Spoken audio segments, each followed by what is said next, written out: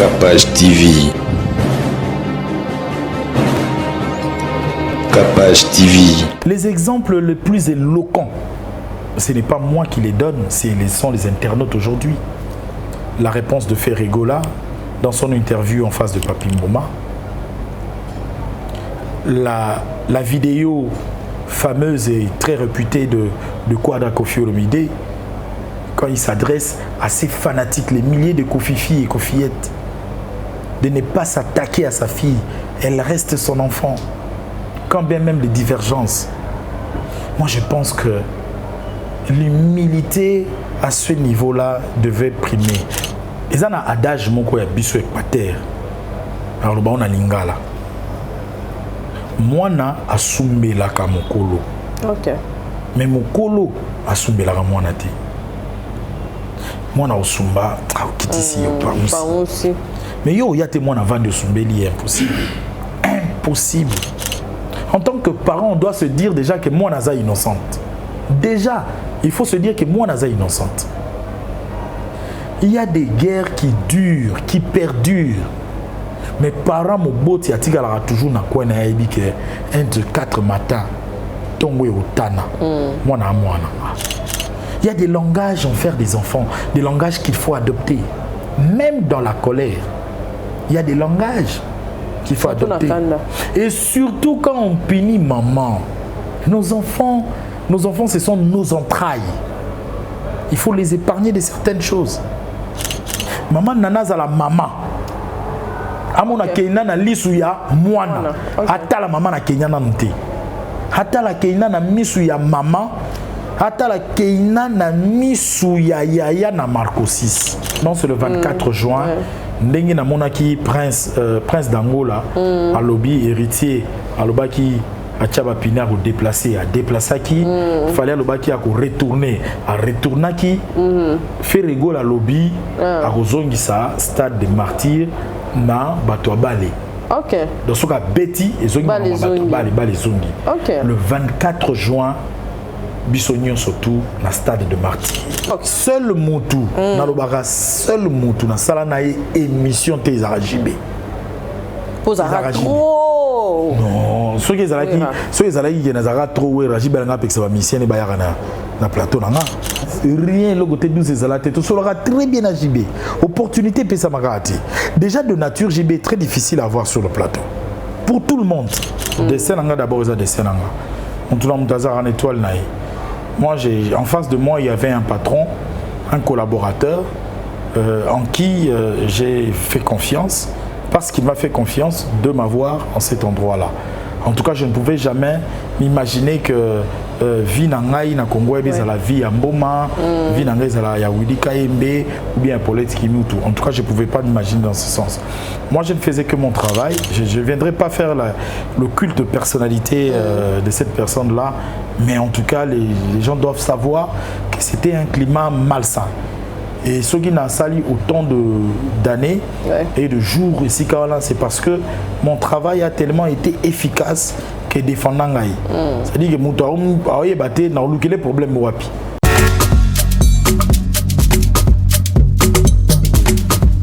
Maman Capage a éliminé Hop Multiservice. Hop Multiservice est un service ébélé où il fait rendre mino bateau bolinga biso. Tout ça vraiment organisé. Ba o balela na kenda ki na pesa ki mbongo nanga ba visa limité ba refoulé ngai. Hop Multiservice ko sili ça ba problème na bino ya ba voyage. Visa de voyage pété, d'études pété, tourisme pété. En tout cas, na kati ya visa tourisme on a na nyonso. Et ça peut une opportunité ya kozwa Queen Card. Donc Queen Card on a facilité nyonso. En plus, tout ça est une imprimerie na biso, une imprimerie. Côté voyage, quand on a Queen Card on a vraiment un séjour non assuré. Ba maman nyonso, ba parents nyonso, ba papa nyonso, ba jeune nyonso. Olinga otanga libanda, olinyo kendo beta tout. O sala moi business na yo, Hop Multiservice. Et ça on a pour le service na bino tout. En tout cas, ekopé ça ba moyen nyonso. Olinga ko bima libanda ya mboka, o contacter kaka biso na ba numéro de kopé ça. En tout cas, on vous a biso 565. Et puis kaka na ba service na biso ezali multiplier. Que les bino ba billet ya moins cher. En tout cas, ils ont l'agence qui a roté comme billet. En tout cas, roté comme billet na moins cher. National et puis international. En tout cas, bravo boya ebele pour to zana bino maele hop multi-service. Donc comme en 2023, en tout cas, propagande de mata. Bomoni ba short ya malonga onga na lati. Aux un projet à marque de santé, aux un matanga. To balata ba polo, il y a deuil, il y a fête, il y a collation de grade à cannabis. Pour la collation tu vas te la rappeler ba polo. Il y a le nyamuto to ke kotika. Ezala nango na fête na olingi balata ba t-shirt. Ezala nango olingi na propagande na yo balata ba t-shirt. Hop multi-service ezala. Ezala ba service belé et puis imprimerie numérique, il y a le niveau, il y a l'écolo. Et il y a des binos, toujours imprimer ba bâche, ba fiche, ba effigie, ba calico, bilo konyo sur la concert na yo, hop multi-service ezala. Et coachelo ba calico ya kitoko komati ça tout le monde appelle que artiste est solo. En tout cas, événement est solo. Bon hésitez tous allez vraiment dans ba qualité nyonso. Hop service, on a bana mboka. Vous rêvez d'un teint uniforme et éclatant? La gamme de produits Rude Beauté vous offre un soin complet pour teint d'ébène et pour teint clair. De la lotion à la vaseline pour lèvres, sans oublier les savons et les sérums pour acné, sa gamme de produits variés élimine les taches et imperfections de votre peau tout en la gardant éclatante et uniforme. Cynthia Kapash Autikosokola apakola kaba gamme de beauté et Rude Beauté. Secret nangai ezali Rude Beauté.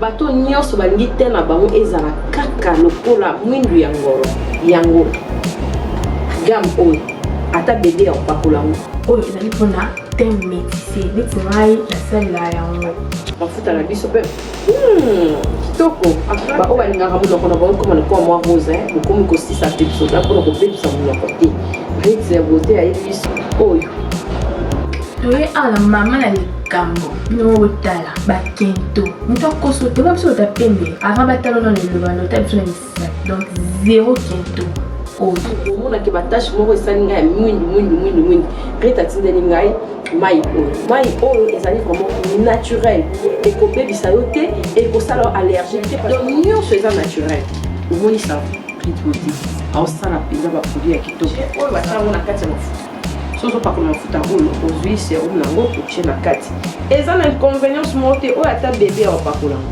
nazo recommandé bino ba gamme ya Rude Beauté bozala vraiment déçu te. En tout cas bosala Rude Beauté ana ba produit malamu pona loposo na bino oyo zona pona bakento surtout nazo meta sete botala arnama bomoi bomondeza bakento ezate ba noir ezate misatu na ya bosona likolo na tingani ka na Rude Beauté. Rude Beauté umela.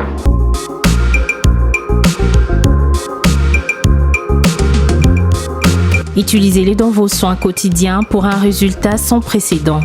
Fier de ma peau, fier de Rude Beauté. Yo l'équipe, ici Lévis, l'ambassadeur de l'amour, juste pour vous dire que je vous conseille fortement de contacter Tam Tam Voyage pour vos voyages et déplacements. C'est eux qu'il faut contacter. Ponctualité, professionnalisme, il n'y a rien à dire. J'ai passé un séjour très agréable en compagnie de Tam Tam Voyage. Contactez-les, c'est eux les numéros 1 du moment. Love.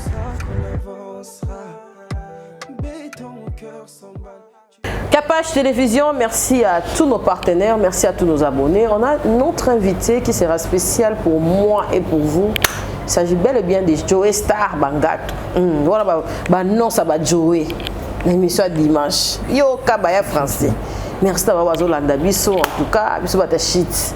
Merci d'avoir Zolanda Bisso, vous êtes belé dans Galiema, vous êtes belé dans Poto, partout. Au Boninga Bisso, les autres solo là, vraiment, ma cambouille musique.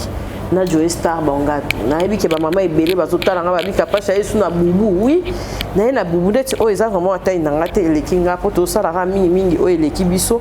Pona nini mutaza na facilité ya kolata yango mutambinga mutamukie. En tout cas, aux à l'aise tous pesa honneur na ba mama to zelaka le 8 mars te. Moi si malgré que moi si ça peli putate mais ezaka kolata kitoko sala rapé valeur. Biloko nyonso na présenter bino ezali. Nene akeloke le pe azana ba robe azali poteka. Merci d'avoir bazolanda biso. Livraison à domicile les alliés, aux la porte, aux partout, le Mumbashi partout. En tout cas, au Kosomba et au Komelayo. Bobenga biso, bokomeni biso na WhatsApp, pour vous vraiment prix nyonso. Merci na Siki Mujiba et Joe Mystique Muteba. Amoni Joey Star Bangato, lelo na bandini. A refilmer na mokoto ya Joey, na penka Joey pour mutunaye de temps en temps. Joey Star boni. Ouais, Naro, Comment tu vas? Santé, ça va. Ça va et puis... Très bien habillé. Très hein. heureux. Ah, merci. Simplement. Merci beaucoup. Ça va. Ngana Kemo occidental, Yotikali africaine. C'est un équilibre. Je suis très content, en tout cas, de se retrouver dans Kapash TV. Après, très beau plateau. Ah, yokayo. Non, mais la CPLI, vraiment, un plateau qui toko. Merci. Donc, ça prouve proportionnalité à Moussala. Na, Zozongela yo, vous avez encadré Siga Moussala. Vraiment très content. Très content. Et tu es Star Bangato, tu peux te présenter là-bas au Hollande. Bisso Siko, émission comment? Bon, bateau, je pense que. Bakoza la baye biso ya suka na HD Lengi na Congo Web Télévision, mais depuis le 24 avril 2022 au Kangana date en tout cas na kitaki na moi décision mo pene kuta pa na mutema avec une révolution de ma personne pour na yoka moi pas mingi. Vous avez vraiment choqué? Très choqué. Depuis le 24 avril 2022 na banda kosala na PSTV. L'émission Souka na sala na Congo bezara le 17 avril. On a sali le 17 avril. Na pesi na batumbo te bien na 6 émission qui toko. Ezara na déplique émission Souka sala avant que des potos vanda. Et puis voilà, donc le 17 na ici le 24 na sali na PSTV Tilelo concept asika to créa. Comme on a PS Musique. Donc une année et Kokaki le 24 avril 2023. Toujours poursuivre le chemin. Mais ça va quand même. Hein? Bon, il faut le dire qu'avec l'âge que nous avons aujourd'hui, non, kolemba na lemba ité, moni eza musala oyo ngana lingi mingi, musala oyo toke classe pour na koye ko la kaka yango. Et puis après comment on a que aux autres travailler, aux autres ça le meilleur de toi-même. Mais bah chayo bâton dans le roue et tout aux ako aider Moutou promoteur ya chaîne azana audimat au tomboli loko mo ba pesa ki ezaki na se yo tomboli yango esika mo ekomi mais mutango yemo azolinga ya kokitisa yo c'est très décourageant et puis ça fait très mal au sali mutelo côté mais mutango tungisa yo. Mais tu savais quand même parce que mutango sur l'écran va pour prévenir bien avant. Bon en tout cas na lobara ngala lobara dessin nga d'abord ça dessin nga. Mutango mutaza en étoile naï. Moi en face de moi il y avait un patron, un collaborateur en qui j'ai fait confiance parce qu'il m'a fait confiance de m'avoir en cet endroit-là. En tout cas, je ne pouvais jamais m'imaginer que vie nangai na Congo est la vie à Mboma, vie nangai à la Willy Kayembe ou bien Paulette Kimutu. En tout cas, je ne pouvais pas m'imaginer dans ce sens. Moi, je ne faisais que mon travail, mais malheureusement, je ne viendrai pas faire le culte de personnalité de cette personne-là, mais en tout cas, les gens doivent savoir que c'était un climat malsain. Et ce qui n'a sali autant d'années et de jours ici, c'est parce que mon travail a tellement été efficace que défendant. C'est-à-dire que mon problème. Après finalement, le il faut que la mutuka a problème parce que y a évolution à Mutute. Voilà, donc il a créé des choses pas possibles. C'est-à-dire que aux émissions, moi j'ai émission de chronique musicale. Oyambi oyambi Michel Bakenda, oyambi Sai, oyambi Epoine. Mes émissions de musique, otengam na sala émission. Mais obenyango chronique musicale. Et balbi chronique musicale profanité. Balbi musique musicale. On a eu Michel Tepoine, donc on a mis souté. Naimbi Sai est une star. À la fois dans le monde de la musique, à la fois il est dans la comédie théâtrale. T'es quoi yambe le souté à l'occasion de rien. Naimbi Binafile, Naimbi Robinho, Naimbi Ibrato, Otezo Misia Mike. Misia Mike. Ils font l'actualité, c'est ça l'actualité. Donc bref, tu vois, il y a eu ça. Je suis parti, il est allé encore à la quête de Binafile, il est allé à la quête de Rubino, toujours de ces musiciens-là. Ouais, Mike. Donc, Mike. Soi-disant entre guillemets, selon Yé. Donc tu vois que ce n'était pas ces musiciens-là, ce n'était pas même la musique chrétienne, c'était autre chose, on ne voulait pas seulement. Mais bon, Dieu est tellement grand et miséricordieux à la fois que moi je me dis vous m'avez fait du mal, écoutez, la vie continue, bonne chance, et puis voilà, on a l'émission Nangaï, mais après regardons seulement qu'en est-il au jour d'aujourd'hui cette émission. Donc je suis bien là où je suis, PS Musique, on a liberté, il y a aussi la promotion d'artistes librement. Et puis, artistes en majuscule. Les autres artistes, il y a 60 ans, il y a 50 ans, il y a 20 ans, il y a un succès, ninité. Tous les artistes sont les bienvenus et nous faisons leur promotion dans PS Musique sur PS TV. Juste là, vous avez la promotion Nini, la presse. Il y a 5e ou 4e génération. Naïbi, première promotion de sous-souté, Naïbi, deuxième promotion de sous-souté. Mais Naïbi, quand même, que les acquis de la promotion Moko, il y a Kouloutou, Zakari.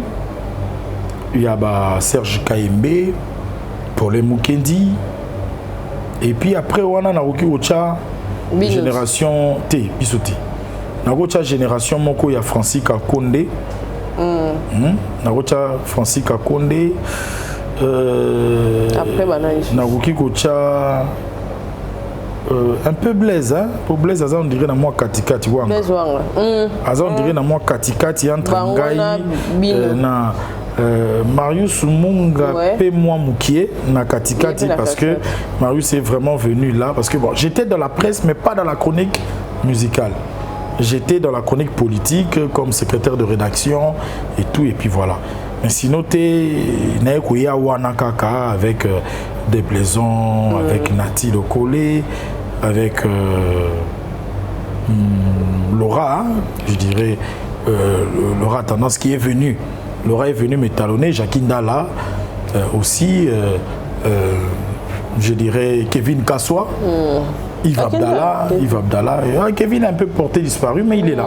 Il doit être dans Katabao, Katanga, mais ça va se connaître musicalité. Donc on a évité sa 40e promotion, mais on a vraiment. Pour ça, on a la chronique musicale. En tout cas, l'histoire de la chronique musicale est par accident. Par accident parce qu'au départ, on est journaliste J majuscule. Donc, avant, na côté école de journalisme, na bandina nous kolanda grand frère nangai journaliste. OK. Na Canal Kin à l'époque journaliste sportif Jean-Pierre Joji Bokalonkoy, directeur des infos, il y a Canal Kin Lelo, chargé de communication, il y a le ministère de la Défense et pas Jean-Pierre Bemba. Donc, yende grand frère nangai, maman Kulutu nga maman Leki. Toi na petit frère na biso kutaza na bosolo na politique na PC Mbote. Et voilà. Donc, nabandi na kolanda ye na rédaction. Aussitôt na olanda na rédaction, nazoye kola kokoma. Hein, stagiaire moko non aligné. OK. Nazoye kokoma na rédaction, ba mami na masengu, bazo zalawana déjà à l'époque na monde il y a information ba joli ça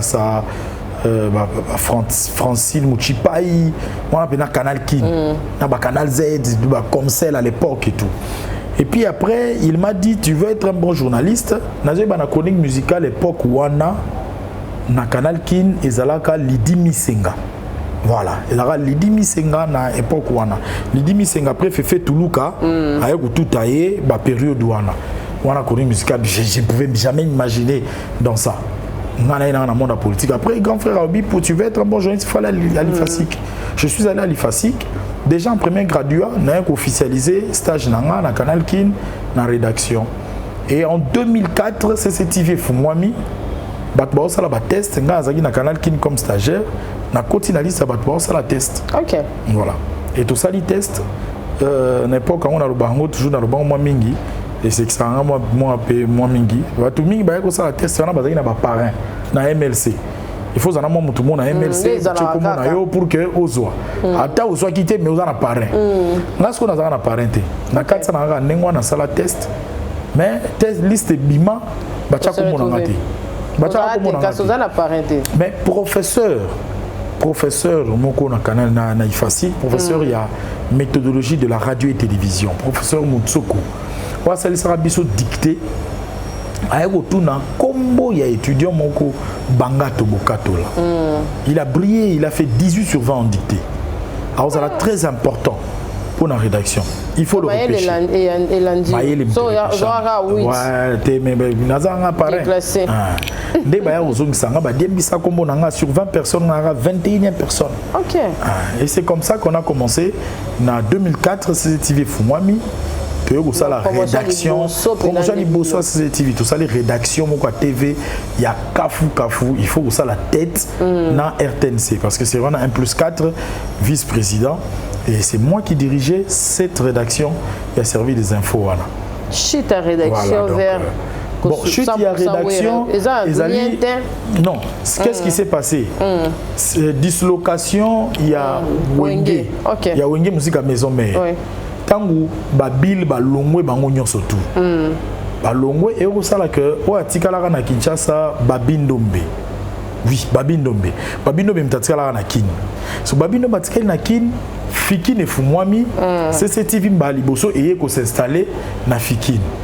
Sponsor Mouraye, on a pour ça ya Bayamba musicien pour ça la écho. OK. On choisit de recevoir Babindombe sur le plateau, mais qui va faire ça? Alors à cette époque-là, il y avait que les informations dans CCTV. Mais on regarde le vieux qui tout au Léon toi qui fait un choix. À part le truchement, il y a vieux Bélédou Donatien, paix à son âme. Pour avoir travaillé Pas Bélédou, voilà, que tu connais très bien d'ailleurs. Alors, on fait un choix, on s'est dit, la personne qui peut parler à la télévision et en lingala et en français correctement, il n'y a que Joey. On m'a pris, c'est un pantalon à tissu à tout droit. Mon coton, mon émission, sur Tali, émission 20 secondes de chemise, ma kanga bouton tilicolo. Système en français, mais, ben, 25 ans, Babindombe, téléphone ouvert, Bafere, Napoto, Banini, les Alara groupe Société Mogo et Aviation. Émission et Betama et Salam Maman na carton, bras Kongoye, Mbalamo comme sponsor. Et on s'est dit non, il faut créer émission et la musique. Nadjoé. Nazana la rédaction, mais Nao Betapé. Et là, tout ça, là, canal de vedettes. Et il n'a pas raté pour l'année de monter à le canal de vedettes. Il a collé à la peau qu'ils ont bien dit, je ne sais pas, dans CCTV. Et c'est comme ça, vraiment par accident, tant qu'on a côté le Congo, le sponsor à Yaki, il fallait qu'on vende ces missions. Et c'est parti comme ça. C'est parti comme ça. Et voilà. Et oui, Rasepeli n'a pas été. Atini Batouba Kangala va nous travailler. Je faisais bien. Et voilà, et puis à l'époque, Bob Ambongo a na télé 50, à la 50 stars. À l'époque, journaliste, il y a presse écrite na Ouru. Loco Azalaga déjà na chronique musicale, Azana ba numéro ba musicien. C'est vraiment un frère et famille. Ndé na yaka gozoyer, Azara pe na caméra na ye. Na yende to koma ko tambole pa ba caméra ba répétition, ba karma pa azo filmer, azo edenga na numéro ba contact. Et c'est comme ça nan pe ngandem na kotsa pe Bob Ambongo na TV. Na kotsa pe na radio. Donc c'est comme ça l'histoire un peu de avec la musique. Joey Star Bangato, tu as mis place. Est-ce que tu as dit que Joey n'a pas Joka? Il a des boya, il a lobé la musicien. Zala mutu ya musicien oh lelo le mso etanda mi lelo yo lo baleni bino ne boya kana on nenga bien po ya Joka bio ya zakine en partenariat avec JB. Est-ce que bato bazui ba imiter bino na ndenge ya mabe te ba imiter mabe biso to ya na biso to ya na lobé la musicien to ya na mutu ya musicien te ezalaka lobé la musicien. Joka le fait tellement bien que et comment on bima mutu ya musicien. Je faisais ça tellement bien. Mais je le faisais tellement bien, mais je suis resté le bel musicien. Par exemple, Eza et Bé. Mais Djale le Zarate. Djale le Zarate. Djale le Zarate. Na plateau à l'époque. Seul Moutou. Na lobara seul Moutou. Na salana émission te Zarajibé. Pour trop. Non, ceux qui ont Nazara trop ouais Rajibé n'a pas que ça va mission et bayara na plateau nanga. Que 12 ve uta musika. Rien le côté 12 ezalate tout sera très bien à JB. Opportunité pesa magati. Déjà de nature JB est très difficile à voir sur le plateau. Pour tout le monde. abala pesi biso technique de guerre kolenga ndako na cher te batie $20 100 oza na 200 300 500 ndako fe ofele oya kotia tembe place ya mabe bandako tomonaka mabe na kala lelo tolula baterrain nyonso yaka $500 opesi $500 babeteli yangar bapesi yo mikanda tout ntango opesa $200 bapesi yo mabele abala azopesa bino assurance ya vie boyoka toya jamais na lokuta jamais saute ayaka te baplace ya bien eza place oyo tokoma étouffe kala te soki olingi ozwa ndako na telecom na menkau na maluku na moins cher abala groupe aza wana mpo na bino surtout nazoloba likambo bandako ba $500 wana mpena nde basolde wana mpena bala solde congolais azalaka teti balobi nao bien ndako ya assurance ya $500 balobi mpe nyonso liku te batimbeli mpe ke pesa na pasi pesaka ndambo meme otekaka manioko soki oza na ekonzo 3 ekokoka balobi 300 kopi nyonso kobeta soki oza na ekonzo kosimba kalikile babare oyo okota mbongo bebisa zwango osayelango shema 4 remorke etelema moto alangwa yo tika boye bandisa de recherche yango oyo biso toade ala tala na biso wana soki topango ekosaka te na bala. Vous êtes à Kinshasa à la recherche d'un cadre au confort moderne pour vos séjours? Une gamme des meilleurs services pour votre entière satisfaction vous attend chez Hosanna's House.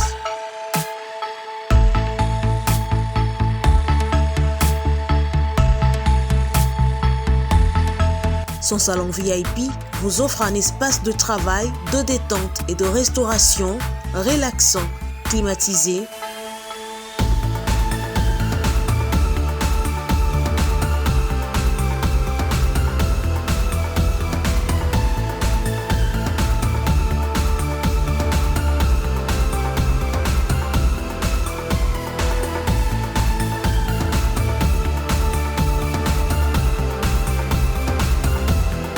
et ouvrant sur un balcon qui vous offre une très belle vue. Et d'une cuisine entièrement équipée.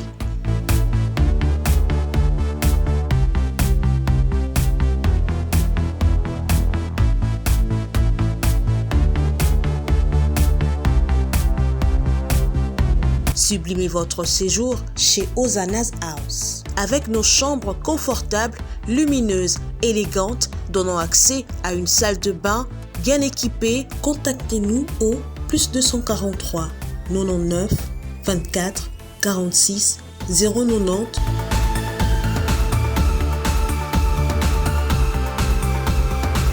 ou encore au +61 420 513 456. Situé à Kinshasa au numéro 5 bar A du quartier Malandi 1 dans la commune de Matete, référence à Revodacom, un accueil exceptionnel chez Hosanna's House. Pas que pour moi. Joka, à une époque donnée, était exclusivement à JB, oui, à Wera seulement, parce que Wera et JB, ils avaient pensa coûté tuer. Ils avaient pensa bien ennemi. On se comprend. Mais ça l'arrivait, ils ont empêché de faire bêta masolo à Wera. Ils ont bêta masolo à Wera. Ils ont Wera te ma bêta masolo à Wera. Quand il s'agit de JB, il est fait extrêmement trop bien. Il y a du côté Kouye Bamoussala. Je comprends. Nana côté Moussoussou, il y a collaboration trop moutou. Mais au départ, il faut Nana Kouye Bamoussala pour nous disséquer la part des choses. Vous comprenez? Imiter en Omabé. À l'exemple de moi, on peut bien dire que je le faisais bien de Ozoluba, Moutawera et tout et tout. J'étais un grand ami, et je le suis jusqu'aujourd'hui, de Jidel, de Chaingenge, particulièrement Batumi Balewana, Rio de Janeiro, Jules Kibens, le prof. Je peux ajouter Toutou Kalouji. Donc ils ont même na palais na bango, moi si tu yebani depuis na bana na yebi depuis des années, depuis longtemps. Donc on pouvait bien parler de Wera, mais on parlait de JB et j'étais tout le temps là-bas. Pourquoi? Na caméra na les châteaux. Ma série baza côté à galerie d'Ixelles. Place Babetara Natsilo Kolé. J'étais toujours là-bas. Je prenais des images. Même sous ma pétition aux images, mais quand je dis au Kitaba, besoin images. Mais nazui quand même. Parce que c'était mon boulot. Tu vois. Et à côté de ça, il y avait tout le monde. Il y avait tout le monde. Til et le Kiko Landa, que les Bougars, par exemple, au Bazar en bon terme, dans Maison MRT, il passe dans mon émission, mais je suis toujours l'ami de Wera jusqu'au jour d'aujourd'hui.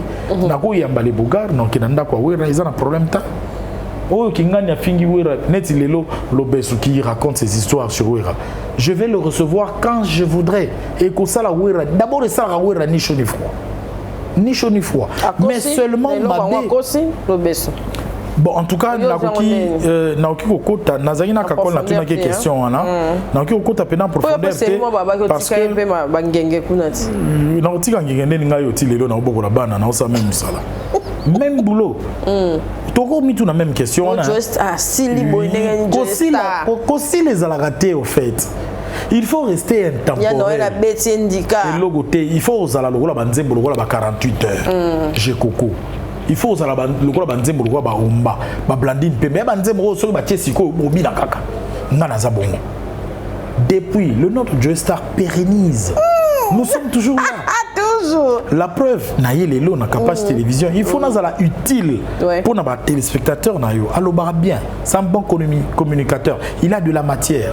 Nous sommes encore là. Mais l'obesuka lobake wera kangaye. Naomi tuna combien de batu balongwa oyo wera kangati. Je ne sais pas. Akendagi wapi po ebisaige eza wera mtakangaki point d'interrogation. Moi j'ai dormi avec wera plus d'une fois. Même Betou. Ah bah le dragon te. Nazoy bakuto à l'époque café room azana ba problème ya voix babeta chaque dimanche na basilique café room alobi te fabrikas mutamemanga pas guérisseur wera benganga jo yebsa ba petit oko wera longola na lamba buluka nzoloko wana to na kata loge concert ebeta café room oko yemba ti abi jo tuna no ba petit bien mais biso sala musique na kisita oh na lobi jo solo na petit wana. Vous comprenez un peu. C'est-à-dire que pour dire azoye bisayer wana ba café room écouter bo sala ne musique bo zané na travail. Mais akanga e wapi wana ngana yebité. Mais Joystar bangato non c'est une réflexion non pour na sepela na déjà mingi. Balobi ou mela na succès eza na éphémère te yo. Peli à l'estilité ba Joy ba na ngokaka. Joystar bangato bien signé na moni. Ah, c'est bien. Oh, ils ont cadeau, il y a la sublime beauté de la terre. La sublime, Aza partenaire. À Madame T. La sublime beauté de la terre, Mariam Elle a bien fait ça. Walter à partir de Dubaï. Aïe, à Salon, ils ont gold. Donc, tu vas étape, où ils ont gold. Donc, Joystar. Donc, vraiment, elle s'appelle Mariam Walter. Donc, Nassale va coucou et belé. N'allez là, fort. Ah, c'est le qui tourne ma cousine à tête tenaille. Pour la tête pena tu ma frère pena. Ah, c'est bien. C'est bien. Donc c'est un peu ça. OK. Tozongi na biso garder cap. To garder cap. Au moins il nakala, toza na âge. À côté à âge et senga ba possibilité, visibilité, ça c'est l'âge. Tant que tu vas tout maboko au monde gloire danger. Mais lelo âge wana siko ya kokola ba responsabilité et s'asseoir le kola ba épaule. Moi pour benezate au vandi. Ozu mayele, ozu âge ya kokola na ba responsabilité et ça nini tranquille posé. Mais so ozu âge wana ezanga mayele. C'est ça. Au bakisi bakisi ya binzambi bakisi ya banganga pamba. C'est là où les gens se perdent. Au monde bateau comme on dit bateau ma boma. Mais tu peux expliquer aussi les gens parce que il y a quand même au lekina au sali carrière pour continuer au salango bateau le ba ol ninga kondimate ke les hauts et zalara les bas et zalara. Mais il faut expliquer parce que mieux. Na ebisio. Oh peneza apna na ebisio. Tala oh mais yanga ezana no sida te babino na sida voilà 2010 2011 master pina to vanda na ye to milaka na ye bana bandal bayebi akenda koyebi sa copine na ngamoko actrice à théâtre place azami yebi ya pembe akoyebi sa Joe Anyata tikabo nzoka bampiaka bamba ozobetanga siko nazosala lisusu te natika kosala baserango naza na numérica Marlène Gassanga yebi histoire ayaka kozwa place nanga biloko ndenge wana j'étais dessus na comportement ya boss nangai Kibambi Shinto à l'époque de sacrifier mon intelligence na bana ça sur la TVT beta osaka te bampiaka na basusi na kondi bato babi nyama oyebi ke fille wana kenda kosala test te abanani kaka kimubudu oui ayebi ke ana nyama aokabola akoma place akomi na tamo akomi essoufflé après avoir fait akia sa test amon kaza bien la fille est venue me chercher et à pembe agana chic choc le yengi tika bo netka tonde na otaka na kombote te na bika couleur netka na ebisio alukangai Joey je te dis talaboy que d'ailleurs finalement na sali test ya ngoyo et tout ayibisanga boy pona yo nzoki loko tingabi c'est vrai na yoka pasi na yoka mabe et kolanda na wana ozangi parler na zaova na gombe na la science parler longo ekufi na oma okengela lupangu ya mutu mais pla bato ba yebi kishasa bien place Joël Mouteba qui na mi komela na 155 misaka lupangu na vanda wana na comme gardien oui avant comme manager il y a patron wana et tout na ba no diriger ba misala na kengela lupangu na vanda la mbeto 12 cm mais ceux qui na bimi na beti mbati nanga mbati ngo pe moko to mona ngo verni yebi ntakabela ngo l'équipe mo ma mission quartier la terre Longwe avant dans la Suisse bébé J3 Tikabo oui c'est un cadeau et là ngo ba série akoye baté akobosa na koye baté mais là ngo cadeau na tikala na ngo verni moko wana suis na latia suis na bimi c'est la même personne ndenge mutu et be manioka et c'est la rasomoté le gwanga mo na yebi grandeur na nga na mipesa respect na kina na vandara na omela boye baté ke loko ezate na poche na ina ofaze wana les bas penza yango wana ya osarate mais j'ai gardé le moral wana Ephraim Bangata sa botama et le côté il y a eu aussi tout ça à côté de ça il y a eu tout ça il faut à la paix yango wana paix na vie il faut spirituel et zalaka oui très important le sambo est très important ba manque de discipline et zalaka est belé c'est comme ça que j'ai dit au moni âge zara muké na bo jeunesse wana tu prends tout toutes les femmes ne sont pas à prendre vous comprenez ba oui sanga paix moi si mo boye bi makape mais na kati ya baleba wana j'ai gardé le moral na lobaka tege point na komi boina qui ne kotalisa na qui n'est pas qui ngani pour que na remonter non je suis resté le même Ephraim azotanga classe na tindika tiakal le Ephraim 21 ans et demi troisième grade voilà il y a la tof na chombo oui il y a un grand prêtre vous sentir bien moulaya les kinga na moulaya donc j'ai gardé le cap mais le kola batu balinga ngai mingi aucun là batu bazo déranger pour na nino tika oui merci maman pour na nino tika musala yo mo eza na ngo antecédent mais respect antecédent ezala yanga antecédent makasi ya kanda na ninga buzo batenga na presse bamasa bayebi ngana ninga buzo bate na kobeta ngaso salinga mabe obeta ngaso yom to salinga mabe ata oke kokata nzongo nde na beta po yom to salinga mabe wana mabele comme te bundelanga na bokatola tataka mumbandi mais comment bokatola na poste non les propriétaires de terre wana eza batu ba yebi nga ba yebi na nenga coutume des fois ko sa ba jeku dire bon nzambe eza nango mais ko sa plaque dit so salinga mabe na sur décision na ko bet na obeto blague dit oh ba beta ma bazebeli donc c'est un peu ça j'ai gardé le cap mon chéri et après à un moment donné jeune frère Moko Junior à la CCTV Lelo à Salaraba samedi libre un truc aya pena vie na Nazara yo idole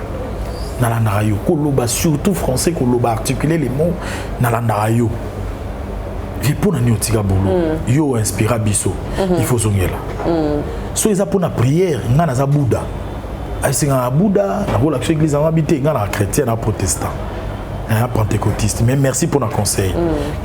J'ai appelé un réalisateur Cédric Mbang. Vous tenez vos musiques. Vous tenez musique dans CCTV. Voilà, les lots cave. Les lots patron de la maison expert communication. Donc j'ai commencé avec lui on a CCTV na Betty Porte. On a remonté to bani comment émission vous avez souvenir le repère. Tous les repères après tu as là et logo toto jago ando ça la 100% star na Canal Kin après on a finalement après tu as la tu ya Congo Web Top Star HD Lengi et voilà j'ai remonté batu ba pesa ranga chance té sikabo kinga na kozongi la mituka o chez mituka toi on a camarade moko oui bien masa mo auta déconner ba nini trop minene jo masa jojo ai bien viena nasombi mutuka epa na yo nasombi nasombi mutuka kosomba ezala mutuka ya yo mpo na yo eza mutuka ya mabe eza ya salite to nini me ngai mpo na nga nasombi na mbongo ngai ezoservir nga yo kiloba kabela ngai me lelo ntango wana nasombi mosusu ka ye mta azokabela ngai. Voilà des gens qui font du mal gratuitement aux autres. Vous comprenez? Nzambe mtaza roulage. Vraiment. Et au jour d'aujourd'hui, le savoir a primé. Nzambe pembe na ba faire ango, respect na batuka nde ozolo bako simba nde kisite. Atamuke. On a nde na yebi ango atamukete. Et voilà, nous sommes utiles à la société aujourd'hui. Vraiment. Merci Bangato, ça a été un plaisir. Nous avons un parcours nayo et moi nous vivons. Faut te dire parce que tu es belé, bien ngoté et tu es bien ça lui vraiment bien. Revenons à l'actualité. Comment va Innonce Baloumé? Vous avez un partenariat attendez. Bon, partenariat, rien n'a été signé. Ouais. C'est je ne vais pas l'appeler enfant parce qu'aujourd'hui c'est un parent. C'est un jeune frère, hein, modestie oblige, qui, quand il a besoin d'un travail, des services, a sollicité Rangaï, parce que à Sepelarana vient au milieu du village, na salarango sans complaisance, na zelaka kate artiste aïlanga info, pour ngana diffuser, pour ngana commenter. Côté là, oyo ya sepela nanga aloba mingi amona on dirait bat ki paquet pena mingité mais aka mo ande nini sans qu'information na eye langa ba pesa ngana diffusera. Je pense que les aspect on a des sala que akangama nangai quand il a besoin de communiquer yaya tout ça ande ni bouge contact et tout donc ils aura vraiment ma collaboration moko au moment opportun mais il y a pas de papier ou quoi que ce soit tout aura vraiment et ngaipé de mon côté sur na yoki les camo est concerné il faut vraiment pousser s'il faut que j'apporte un conseil en termes de communication, j'apporte un conseil en termes même de famille et puis voilà donc et voilà pourquoi fumwe la porte nae ndaku nae na kotara nae bizara la commune de chambre nae bi place bagara nae bi même cuisine nae bi maman ba nae et puis voilà donc c'est ça. Donc il n'y a pas de partenariat comme tel. C'est un collaborateur comme tout autre musicien. Oui. Le problème est entre la TV5 et puis opinion par rapport à Onyo Solobamaki, Yabaki Rwandais, Babilo Belé, il a été mal compris, Babilo Rwandais en son. Et ça, l'artiste, en tant que citoyen congolais. Bon, en tant que citoyen congolais, moi j'ai été d'abord, j'ai été choqué premièrement quand on doit fustiger une personne sur la nationalité alors que cette personne est congolaise. Cette personne a des parents congolais. Cette personne vit depuis, on l'a vu, on l'a découvert à l'âge de 12 ans. À Outiwa, puis déniché où? On ne l'a pas déniché à Kigali, on l'a déniché à Goma. C'est une province de la République démocratique du Congo. Les gens vont l'appeler Rwandais seulement parce que sa morphologie. Biso na Rwandais on a tokabo la frontière, ce qui fait que maman musu ba kota koto papa musu ba utakuna to bota ensemble, ce qui fait que nos morphologies sont comme ça là ngai en tant que mbande et pas na biso ebele banzoto na biso ba robuste et tout ça tout a confondu na bato Bangui tout a confondu na bato ya Cameroun ba togolais ba sénégalais un peu oui. Donc la morphologie ne peut pas être à la base, il y a d'insultes. Nicolas Moutou, ça déjà moi ça me choque depuis toujours. C'est comme ça que nous avons toujours pu ménager pour nous défendre. À ça, les sorties médiatiques. Dans la sortie médiatique, il a eu le temps de faire une deuxième sortie médiatique pour revenir sur ce mot. Et j'aime beaucoup son courage. Parce que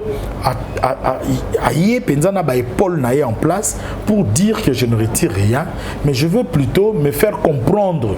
Na place où Batouba comprenait bien. Et d'où la plainte Oyo a initié contre TV5 SA. A initié plainte parce que ça les reportages Moko a jugé de diffamatoire et calomnieux. Reportage Jouana. Bazo traité de combattre la campagne de sensibilisation contre la guerre de l'Est.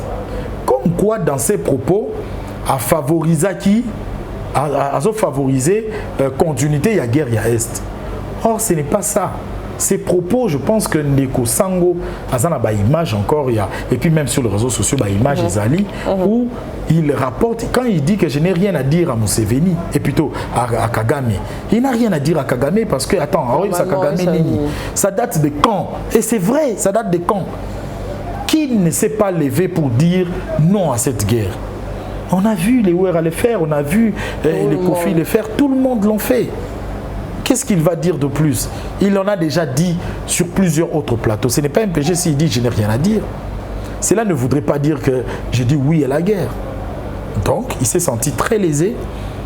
Na propos tchaki en exergue na reportage Joana, et il a utilisé une manière très courageuse d'ailleurs, peut-être belé bazalara vexé na reportage à Libanda osaraté, lui il a osé de porter plainte. Attendons voir Mila mon soutien à 100% pour qu'il puisse revenir dans ses droits, et s'il y a à réparer, il faut que TV5 puisse réparer, sinon c'est un fils du pays. Et je crois qu'il a même eu le temps, il y a Robert Alisolo, il y a l'origine ethnique, il y a parents, ses parents sont encore vivants. Ils ont une adresse, et ce qu'il a posé comme acte après sinistré, il y a Volcan. Combien l'ont fait? Combien l'ont fait? De par les politiciens, de par d'autres artistes, pour venir en aide ses frères et sœurs. Moi, je crois que c'est une très mauvaise campagne. Ndemoyemo Alobaki a yebi Batou au bazana simanango, ils a bateau bazo supporter yete na musique, oh bazo déranger bango na musique naie, ndé bato bazo ça la campagne wana pour que ba inisaye tout simplement. Il merci. A mon soutien. Joe Star Bangato, merci de passer à notre émission. Dernière question na biso Izaboué Bangato chou. Papa Malongi, MC Papouche. Yeme toujours Mbodi Oiza Nounou Ndembika Tikabo Nounou Ndembika avec la boutique Ndems boutique. Ok, nous avons la chance, il y a une bière, peut-être mis ça tout 4. Ah, c'est bien. Nous avons une particularité belle. Ok. Honnêtement, Aldo Oyo, ils ont Nixon boutique. Ah, ok. On a Aldo. Ok. Mais si vous voyez, on a resté, il y a Philippe Plein Oyo. Et là, nous nous dembika. Ah, c'est bien. Là, tu qui te dans un bandal, dans le croisement Inga Kimbanza. C'est un jeune qui vit en Allemagne et il fait bien les choses. Il a rappelé na Fabregas, le cola et tout. Donc voilà. Ah, mais si vous voyez que tu as un costume, Peter Can, la bière, très expérimenté.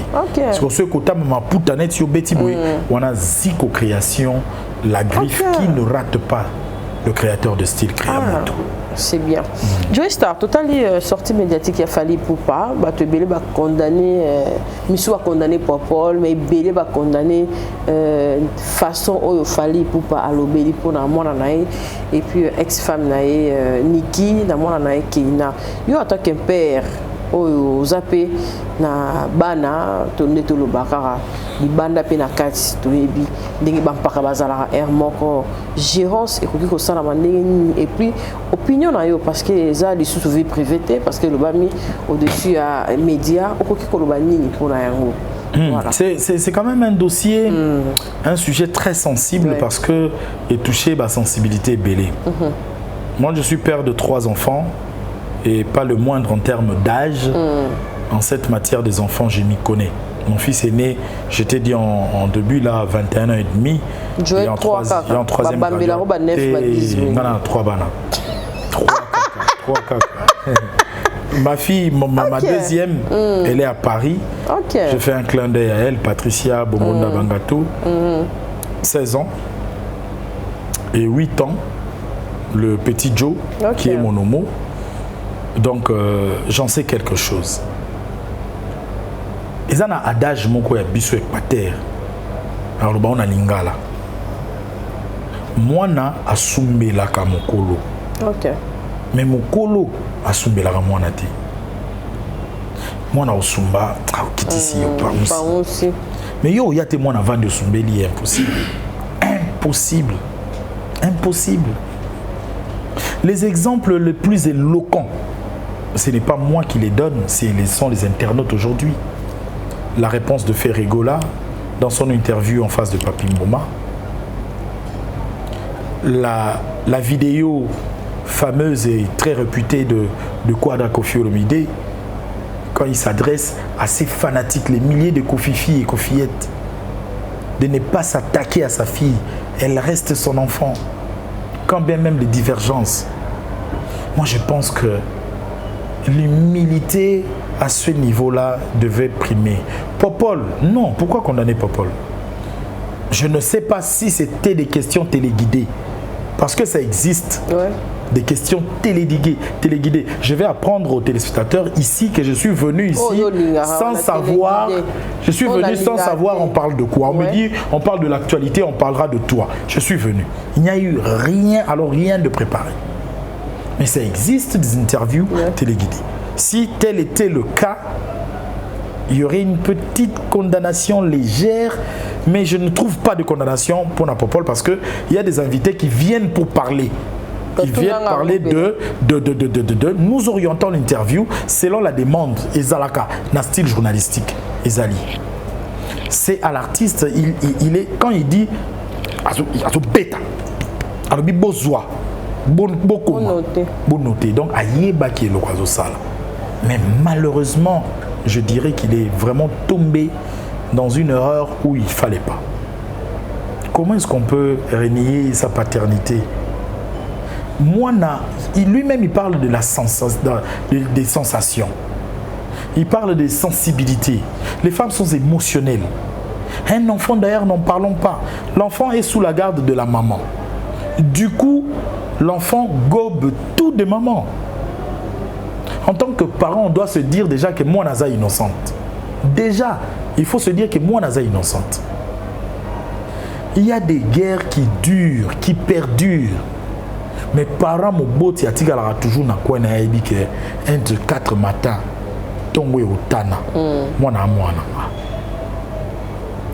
Moi à une époque donnée, les gens m'appellent tongo mo etani bato benga Joey regarde un peu sur le réseau. Maman Jorash a changé moi na papa. Oui. Atindelinga ba mo pénal que Jorash ye ba papa moko boye, ba ba kombo moko boye tout et tout. J'ai regardé, je n'ai jamais appelé la maman de Jorash. Je suis resté dans mon coin. J'ai dit, bon, si c'est mon fils, ça restera ainsi. Je n'insulte pas sa mère. Je ne fais pas un propos outre ou venir démentir. Ou non, j'ai laissé. Et le jour s'est levé. Jorash s'appelle Jorash Bangato Mbala Ndoinae à Mokongo. Et il existe juste aujourd'hui sous mes jougs. En son temps, quelqu'un est venu dire oh non, maman Patricia Lobia. Non. Les personnes publiques sont toujours soumises à un vent ou à un modèle. Et il y a toujours.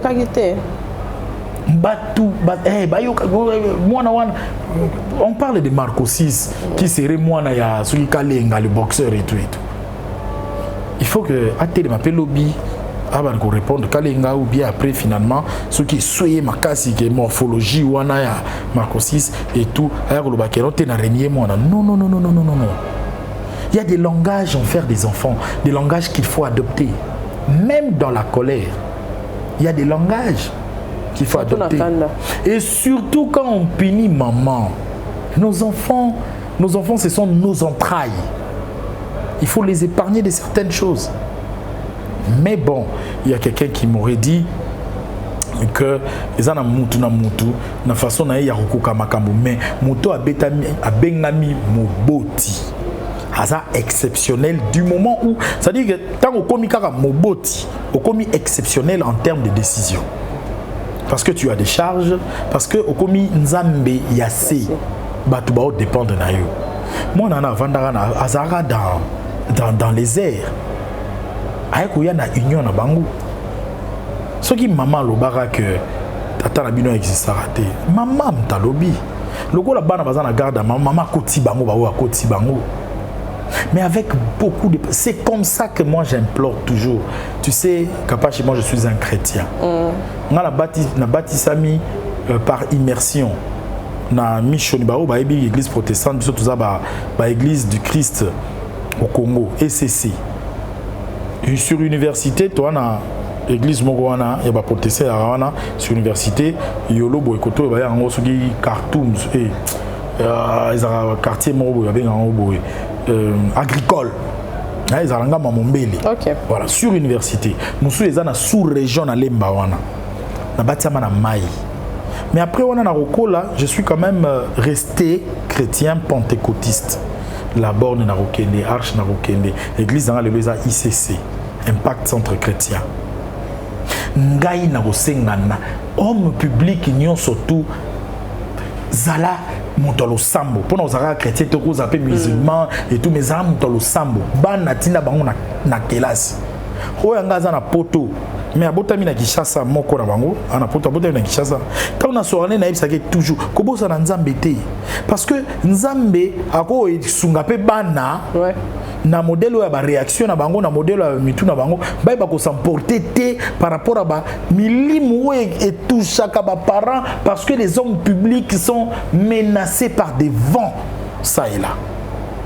Il faut que tu aies ma bonne délit, c'est très important. Et biso moko peto zalara vraiment na kati ma bonne délit pour na oyeba tango yé na go gérer vraiment. Donc moi ça m'a choqué. Sincèrement ça m'a choqué d'entendre un parent pour le baquet le gars là bébé. Ah non, je ne peux pas reprendre ces paroles-là. Moi, ça m'a simplement choqué. Je pense que si, en tout cas, ici, na habité, ba warrior, na mode ba warrior msusu, tout ce la musique kaka, mais vraiment Fali nous a déçus et tout. Mais ce qui est ba warrior ba solo ra penza na Fali. Ba luka mama nana. Et bon, te ba luka mama nana. Mama nana za la mama. Amona keina na lisu ya mwana. Ata la mama na keina na nte. Ata la keina na misu ya mama. Ata la keina na misu ya yaya na Marco 6. Baza indivisible et inséparable. Inséparable. Ah, si on a la tapé poso ya tata leki. Ya noko. Dès ngana kota Fali. Ah OK, papa leki. Obi on te dit quelque chose. Eh, noko nanga leki mama ngati. Nako tangi nene ya wana. Atara ba mobulu na sala wana. Eh, c'est ma tante. Vous comprenez? Donc ça m'affecte aussi parce que c'est quelque part c'est ma famille. Comment on a banana baba ngai. Bako se perdre ti. Ce qui nana ko zo pena liso bo mama. Et beaucoup ceux qui lobby dès na obete so lobby communauté ba Marco 6. Papa OK sous ko renier sous ça sera et comme ma chaîne. Non tu vois mon vidéo mon habité vidéo on peut so ba téléguidé ngo ya Robino. Yépé moi na moko so réclamer ce qui intérieur. Au monde yango so peut ça téléguidé habité moi na yi. Tu vas commenter moi en penza. Je sais pas pourquoi ça l'a mis. C'est fait à dessin ou bien ni je ne sais pas. Mais du moins makila na biso c'est que ça voit. Base kanenge kenda kezomi. Ah on a base. Ah bon na évité mais na monaki. Na évité na tala on. Na monaki. Donc vraiment matière ya bana to ça on va jeter. Vraiment. Mère de famille penande ngo salango sans guerre. Sans saut. Batu musu ba ya libumwe ala libumwe akomi tata mwana koto bakabwani lobi. Tozo ba témoin na kewa pitata kewa. Il y a mon rappel sur les réseaux sociaux. Tous les boumoussous. Mais biso toi na parlé. Ba petit na bengi bona moni vidéo bena jom te babani bien mes enfants bani. Ba petit ba bien chic bien. Donc je te félicite. Merci. C'est très important. Joey Star Wagato, merci d'être passé. Les salutations à Kipoto Yamba Doyen. Babote na banani. Bon, ici je vais remercier les partenaires. Le tout premier partenaire. Ouais. Oh, on a évité tout le banding. À soutenir Joe Star Officiel TV. À soutenir PS Musique Bissomoko. Ah, c'est bien. Maître Chris Cicéron Bakumba Bofaya. Moi, Nandaku, Psaume 35, les Asbel Oyo et accompagneraye. Tous la maponomi, Potozara Nasimanaye. Merci Naye, merci na honorable Christelle Vouanga, honorable Dédé Moupassa Mot de Passe. Il y a Dédé. L'homme culturel, Azanga Ataza toujours Nabiso. Maître Hugues et Kapouloussi. Il y a aussi des ateliers. Le prosango selon eux, ils ont mapango, ba immeuble, oh nini. Et il est quitté. Il faut mon qualité à cabinet s'il vous plaît. D'autant où il y a comprendre qu'il y a un dossier dans un cabinet sérieux. Maître de Dondondo, Azarawana, Bolumbo MPC pour nous accompagner toujours. Comme on est en Bolumbo MPC sur nous, voilà. Azawana, le bâtonnier Coco Kayoudi Misam, Bakissa, le vent charismatique du barreau. Wana na émission mona ngandi na ngana équilibré boy ça nzambe côté nzambe pas au pambola bato wana ko bazala kaka Jimmy awana Kinshasa expert comptable Jimmy Kabaya, c'est un garçon bien, monsieur bien. Molongani Amadjali, na PC Bambo Tebele, na poto, na souhaité bon anniversaire à Christelle Blachot. Les anniversaires na dimanche yo, donc bon anniversaire à Christelle Blachot, na poto, na moni bango basé belé, docteur Pierrette Nkoko. Kimbondo, allez là au fort, on dirait que c'est une fois. Docteur Pierrette Nkoko, en Australie, à Melbourne. On a caché ça au Saranaté. Penza, Yanga Yakati. Ah, c'est bien. La famille Odimba, Pierrette Odimba, Léa, Lara Odimba. Sans oublier, il y a John Sona, fils à papa. Nabosani était surtout Joe Mouteba, derrière les caméras. Il est infatigable, il est très utile pour toi, très important pour toi. Mais ngai pe lokola sunga ngai vraiment. Au-delà. Non, comment côté Et merci à toi et surtout à téléspectateurs surtout. Je pense que j'ai fait un effort pour naebi que ba très exigeant, ba kofinga, ba koloba onyoso ba koloba mais ngai na meki ko za la parent, ba limbisa ngai vraiment na meki ko za la parent, na ko sepelate neti lobby. Moi na ngata su pendeni ni atam pende ni na yana ba hote Patricia yangaite.